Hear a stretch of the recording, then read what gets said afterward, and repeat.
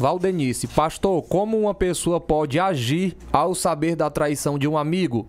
Devo contar para a amiga, sabendo que ele é diácono e finge ser um homem direito? Você deve ficar na sua.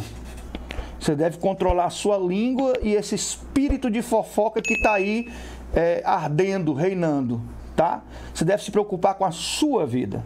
Você se preocupa com a sua vida, você fica na sua e você ora pela amiga e pelo marido dela e deixa que o problema deles eles resolvem porque interessa a eles. Se você for se meter nessa situação, é capaz dela virar sua inimiga. É capaz da coisa ser diferente do que você está pensando. Você vai inflamar, você vai trazer uma crise, você vai interferir numa situação e eu não sei se isso é objetivo de Deus para a sua vida. Pode ser ele diácono, pode ele ser pastor, você não tem nada a ver com isso. Se ele é pastor e você é da igreja dele, cabe a você decidir se você continua nesse ministério ou não. Você pode sair desse ministério e ir para outra igreja. A Bíblia diz o seguinte: ai daqueles por meio de quem vem o escândalo. Ai daqueles por meio de quem vem o escândalo.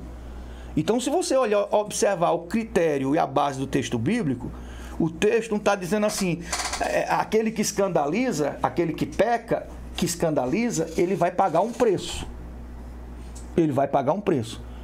Porque o salário do pecado é a morte. Então, aquele que peca e escandaliza, ele vai pagar um preço.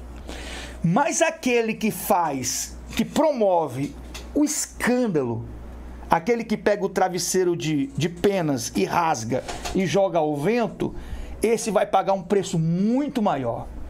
Aquele que é o responsável por propagar o escândalo vai pagar um preço muito maior. Então, assim, você tem que ter cuidado, porque você pode estar interferindo numa situação que não tem nada a ver com você, não tem nada a ver com a minha amiga, o marido está traindo ela e eu tenho que falar isso e está aqui. Nada, isso é o espírito de fofoca reinando, isso é o espírito de inquietação da língua que não quer se controlar. E isso pode trazer um problema para a sua vida que você não precisa, tá? Existem coisas que você não precisa. Então, assim, um conselho de um pastor que já tem uma certa experiência de vida: deixe sua amiga viver as crises do casamento dela com o marido dela, eles se resolvem. Você não tem nada que se meter nisso. Ah, porque ele é diácono, daí ele pode ser o que for. Você não tem nada que se meter nisso. Tem nada. Você não tem nada que ir lá denunciar ele, falar dele e tal. Você vai se meter num conflito, numa confusão. Você vai ter que provar. Você vai ter que aguentar a ira dele contra você. Você sabe qual vai ser a reação dele? Você sabe qual vai ser a reação dele quando ele souber que você foi lá e destruiu o casamento dele, destruiu a família dele? Você sabe qual vai ser a reação dele? Ele pode ser uma pessoa... Não, pastor, mas aquela pessoa calma... Pois é, as pessoas calmas às vezes surtam. Pessoas calmas se revelam às vezes pessoas incontroláveis e ferozes. Você sabe qual vai ser a reação dele? Você pode acender um fogo, você pode... Porque às vezes a gente sabe como a gente começa uma confusão, mas a gente não sabe como ela termina. Então você pode estar atrás de um problema para você. Então todo o conselho: controle sua língua, se preocupe mais com a sua vida e não olhe para a vida do outro, deixe que o outro resolva seus problemas, tá bom? Se você fosse a pastora, se você fosse o pastor da igreja e soubesse de uma situação dessa, aí o pastor, eu sou pastor, sei de uma situação, eu chamo a pessoa para conversar comigo. Exemplo, o diácono tal, o obreiro tal, vem cá, fulano, vem conversar comigo aqui. Eu vou conversar com ele.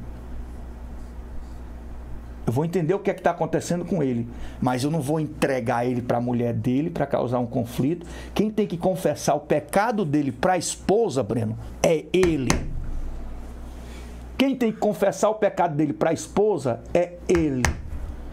Eu, mesmo sendo pastor, se eu souber que um obreiro meu, eu chamo ele, a gente conversa, boto ele no banco, mas quem tem que confessar o pecado dele para a esposa, ele jamais ia chamar a mulher dele para entregar o cara. É uma decisão dele, porque isso envolve família, isso envolve filhos, isso envolve relacionamento. Eu vou me envolver nisso, mesmo eu sendo pastor? Mas cada uma, as pessoas só fazem o que querem fazer, só ouvem aquilo que querem ouvir e só aceitam aquilo que querem aceitar. Essa é a minha opinião, né? Não sei se ela vai aceitar a minha opinião ou vai ficar com raiva de mim, né?